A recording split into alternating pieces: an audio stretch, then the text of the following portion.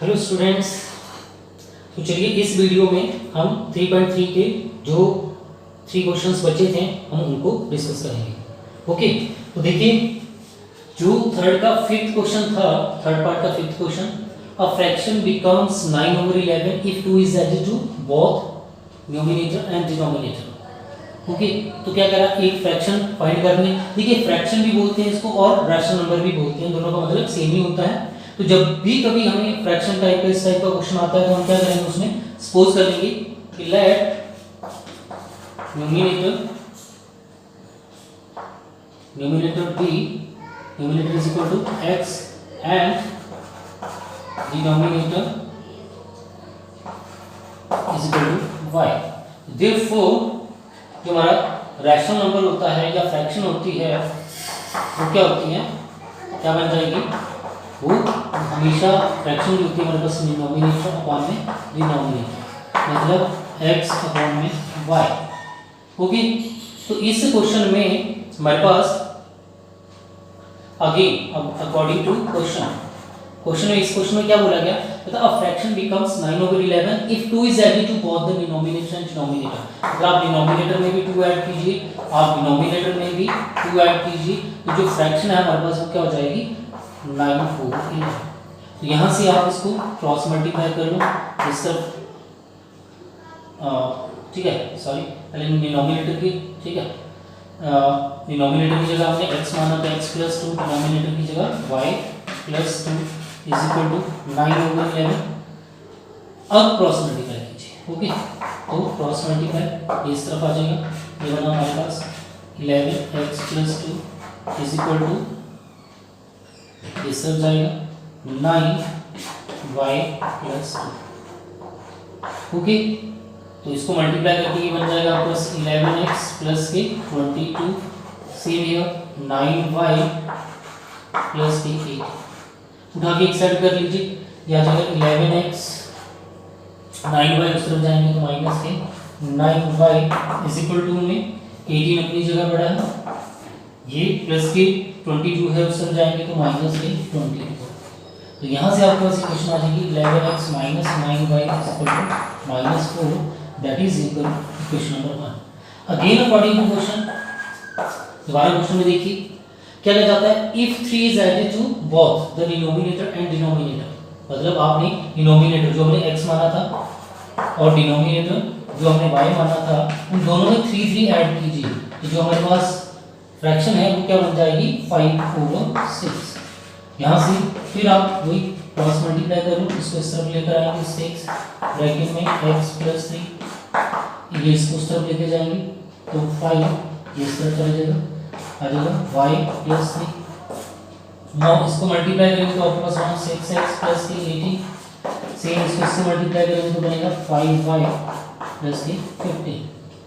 6x ये 5y इस तरफ आएंगे -5y, 15 अपनी जगह पर है, 18 प्लस के उस तरफ जाएंगे -18। तो यहाँ पे आपकी इक्वेशन नंबर 2 बनेगी 6x - 5y is equal to -3। ये आपकी इक्वेशन नंबर 2 है, ठीक है। दोबारा देख लीजिए एक बार, हमने सपोज कर लिया कि डिनोमिनेटर x है, डिनोमिनेटर हमारे पास y है, तो देयरफॉर फ्रैक्शन जो क्या होती है डिनोमिनेटर अपॉन में डिनोमिनेटर वो आ जाएगा हमारे पास x/y। अब अकॉर्डिंग टू क्वेश्चन जिसमें हमें बोला गया है कि आप डिनोमिनेटर में अगर 2 ऐड करते हैं और डिनोमिनेटर में भी अगर आप 2 ऐड करते हैं तो फ्रैक्शन बन जाती है हमारे पास 9/11, तो फ्रैक्शन इज इक्वल टू 9/11। अब यहाँ पे डिनोमिनेटर हमने x माना था, डिनोमिनेटर y लिख दिया इज इक्वल टू 9/11। यहाँ से क्रॉस मल्टीप्लाई करके इसको इससे मल्टीप्लाई करके 11x से ऐसे ही 22, 9y + के 18। अब x और y को हमने एक तरफ करा, 11x यहीं रहने दिया, 9y इस तरफ जाके माइनस के हो जाएंगे, उस तरफ जाके 18 - 22 आ जाएगा, तो ये क्वेश्चन नंबर 1 बन जाएगा। ऐसे ही हमारे पास था, but if we added 3 to both denominator and denominator, तो डिनोमिनेटर में भी 3 डिनोमिनेटर में भी 3 ऐड कीजिए तो फ्रैक्शन हमारे पास 5/6 हो जाएगी। यहाँ से हमने क्रॉस मल्टीप्लाई करा, इसको इससे, तो ऑन सॉल्विंग दिस हमारे पास सेकंड इक्वेशन आ जाएगी 6x - 5y is equal to -3, ठीक है। अब इन दोनों इक्वेशंस को सॉल्व कर लेते हैं। तो देखिए क्या करें, हम फ्रॉम इक्वेशन नंबर 2 से चलेंगे, फ्रॉम इक्वेशन नंबर 2 जो है हमारे पास 6x minus 5y is equal to minus 3। 6x को यही रहने देते हैं, माइनस 3 यही है, 5 माइनस 5y है, उस तरफ जाके प्लस 5y है। ओके, तो यहाँ से x की वैल्यू क्या आ जाएगी, -3 प्लस 5y अपॉन में 6। इसको चाहो तो इक्वेशन नंबर 3 सपोज कर लीजिए। अब ये x की वैल्यू हमने इक्वेशन नंबर 2 से निकाल ली है, तो इसको किस में पुट करेंगे, 1 में। Bye putting the value of x in 1, bye putting the value of x in equation number 1. What is your equation number 1? That is 11x minus 9y is equal to -4. 11 as it is, x की value put कर दीजिए, -3 plus 5y upon में 6 minus 9y as it is equal to -4 as it is upon में कुछ नहीं 1। LCM ले लो, ये आ जाएगा 6, इसको मल्टीप्लाई करके -33, 11 5 जा 55y, इसको इससे मल्टीप्लाई करेंगे माइनस के 54y इज इक्वल टू -4। यहाँ से क्रॉस मल्टीप्लाई कर लीजिए और ये आ जाएगा हमारे पास इनको सॉल्व करके प्लस के 1y और ये -24, ये -33 है, उस सब जाएंगे तो प्लस के 33। ओके, तो यहाँ से मेरे पास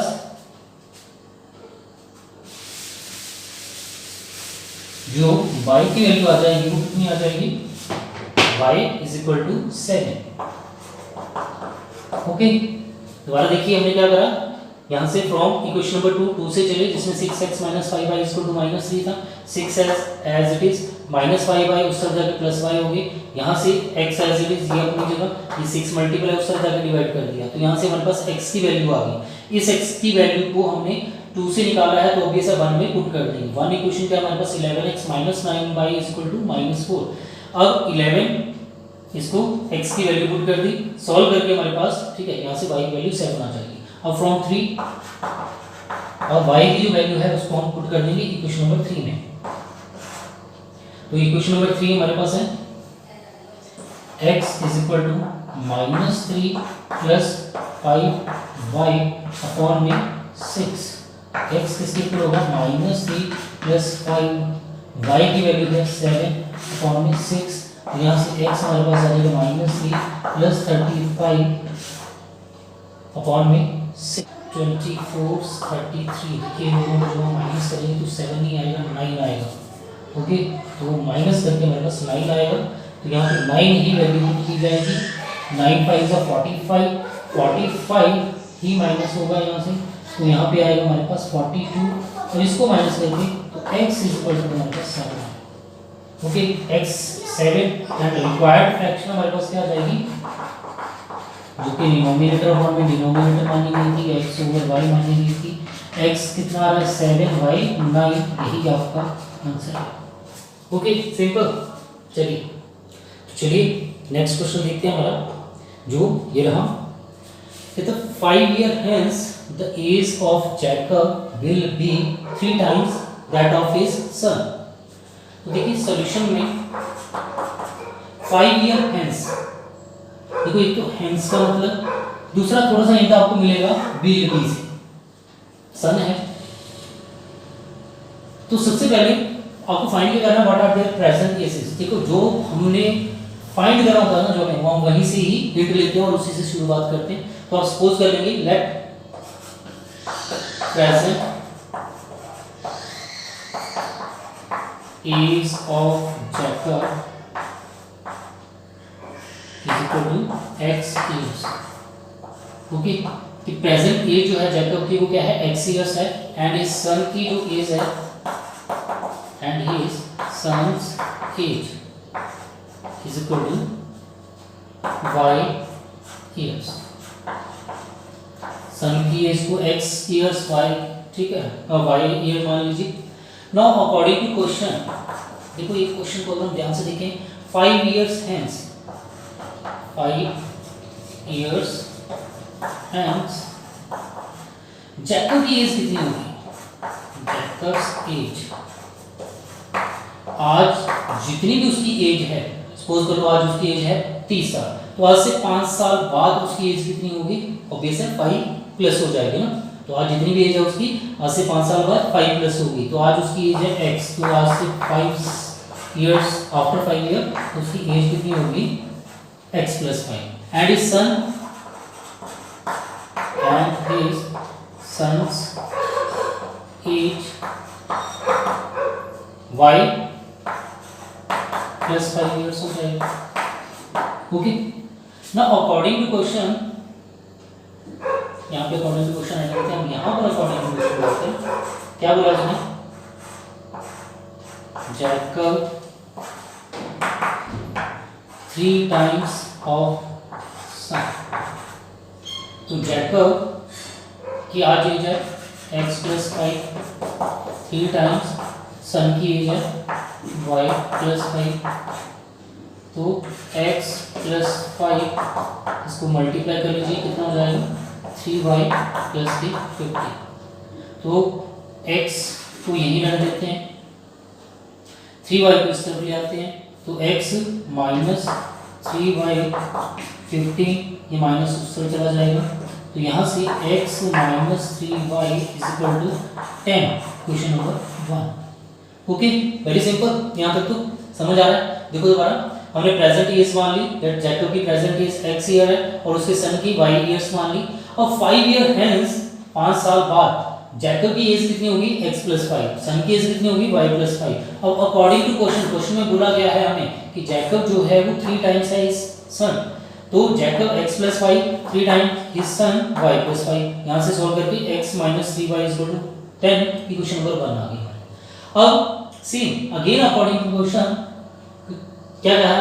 5 years ago, देखो 5 साल पहले Jacob age was 7 times that of his son. देखो 5 साल पहले है ना, तो पहले तो 5 years ago है ना, जैकब की जो एज होगी वो क्या होगी? जैकब्स एज आज जो भी उसकी उम्र है आज से 5 साल पहले उसकी कितनी एज थी? 5 years है, जो 5 साल पहले x माइनस 5। ऐसे ही सन की जो एज होगी वो कितनी रही होगी? सन्स एज वो y माइनस 5 होगी, है ना। अब again according to question Jacob जो था वो कितना था? 7 टाइम्स ऑफ हिज सन। तो जैकब आज कितना है? x माइनस 5, 7 टाइम्स सन y माइनस 5। तो यहाँ से x माइनस 5 यहाँ आ जाएगा 7y माइनस 35। तो हम क्या करें? x को यहीं रख देते हैं, 7y को भी यहीं रख देते हैं, माइनस 35, ये माइनस 5 है उस तरफ जाके प्लस हो जाएंगे। तो x की वैल्यू यहाँ से हमारे पास आ जाएगी 7y माइनस 30। ओके, तो इसको हम इक्वेशन नंबर 2 मान लेते हैं, क्योंकि हमारे पास यहाँ पे x की वैल्यू डायरेक्ट आ जाएगी। ठीक है, अब यही x की वैल्यू, दिस वैल्यू को आप पुट कर दीजिए इन इक्वेशन नंबर 1। तो by putting the value of x from 2 in equation number 1, देखिए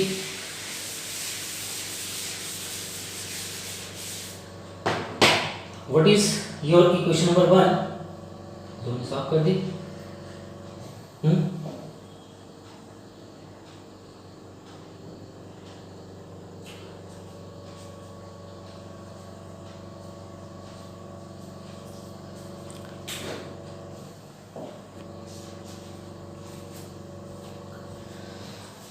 तो देखिए इसके बाद क्या करेंगे? ये जो x की वैल्यू है उसको इक्वेशन नंबर 1 में पुट कर देना। नहीं, इसको इक्वेशन नंबर 2 मान लिया हमने। अब इसकी वैल्यू को हम इक्वेशन नंबर 1 में पुट कर देंगे। तो वो इक्वेशन नंबर 1 क्या थी हमारे पास? इक्वेशन नंबर 1 थी x minus 3y is equal to 10। ये हमारे पास इक्वेशन नंबर 1 थी, है ना। तो इस वैल्यू को अब हम किस में पुट कर देंगे? इसमें। तो by putting the value of x from equation number 2 in equation number 1, what is your equation number 1? 1 is x minus 3y is equal to 10। x की वैल्यू जो है हमारे पास क्या आ जाएगी? 7y minus 3y। Okay, x की value है 7y minus 30 minus 3y is equal to 10। Okay, तो 7y माइनस 3y, x की वैल्यू जो है ये पूरी है ना, 7y माइनस 30। तो अब 7y minus 3y that is 4y minus 30 as it is equal to 10। 4y is equal to आ जाएगा हमारे पास 40, तो y की वैल्यू यहाँ से आ जाएगी 40 डिवाइडेड बाय 4 10।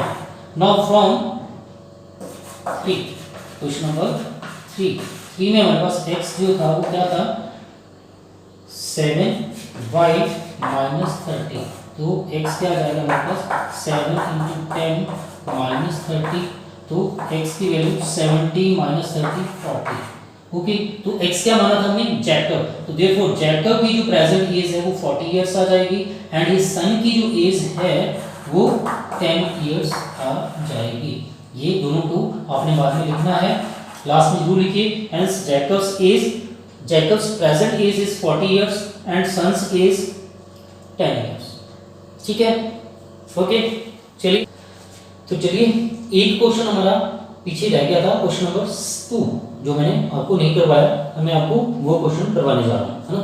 तो क्वेश्चन नंबर 2 में क्या दे रखा है हमें, कहता solve 2x + 3y = 11 and 2x - 4y = -24। तो पहले तो आपको क्या करना है, इन दोनों इक्वेशन को सॉल्व करना है।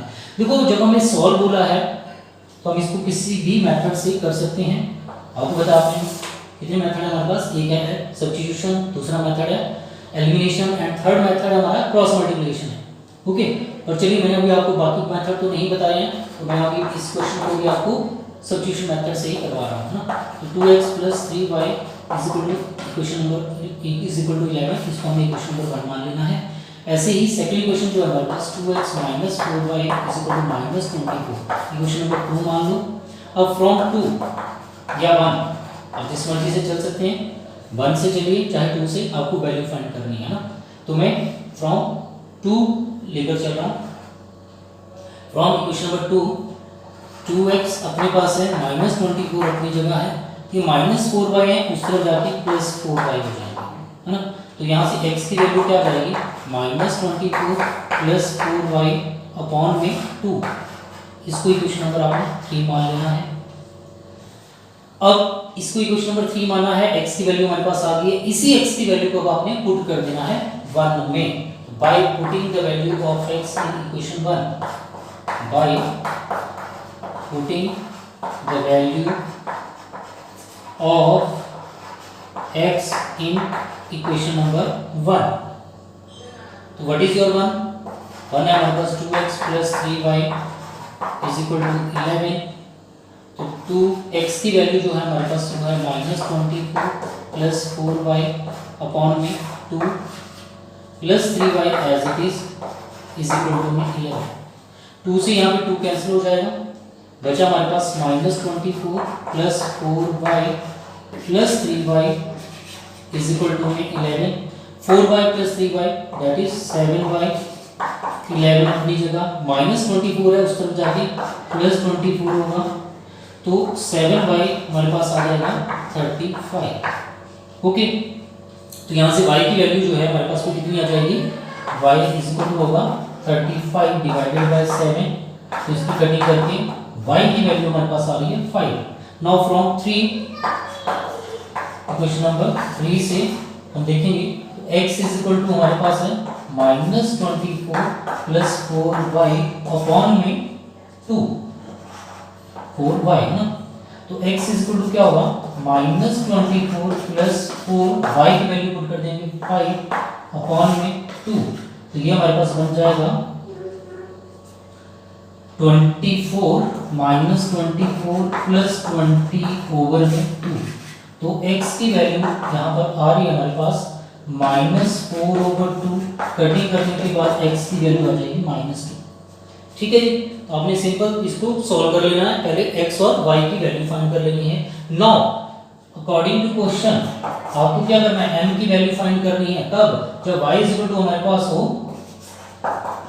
mx + 3 और y की जगह वैल्यू पुट कर दीजिए, y इसकी इक्वल है 5, m as it is, x किसके इक्वल है -2 प्लस के 3 एज इट इज। अब ये +3 है, पहले की तरह के माइनस हो जाएंगे, तो 5 - 3 इज इक्वल टू, इसको आप रीड कर सकते हैं -2 × m, ये क्या आ जाएगा 2 और ये बना -2 × m। तो यहाँ से m की वैल्यू क्या आएगी 2 डिवाइडेड बाय -2, इसकी कटिंग करके आपके पास -1 आ जाएगा। ठीक है, तो यहाँ से m की वैल्यू सिंपल है, बहुत इजीली आप निकाल सकते हैं। क्या करेंगे, एक बार दोबारा देख लूँ मैं आपको, m की वैल्यू दोबारा दिखा देता हूँ निकाल के। आपको पास y किसके इक्वल है mx + 2, आपने y की वैल्यू पुट करी 5, m मालूम नहीं, x की वैल्यू -2, ये +2 एज इट इज, इस 2 को इस तरफ लेके आ जाएंगे, 5 - 2 = m × -2, ये आ जाएगा हमारे पास, सॉरी यहाँ पे y 3 था, तो ये 3 इस तरफ आगे माइनस होगा, तो कितना आएगा 2 = -2m। तो यहाँ पर m अपनी जगह है, ये 2 अपनी जगह है, ये 2 मल्टीपल में उस तरफ जाके डिवाइड कर दीजिए, कटिंग करके m की वैल्यू आ जाएगी -1। ओके, यही आपका आंसर है, सिंपल सा क्वेश्चन है। ठीक है, थैंक यू।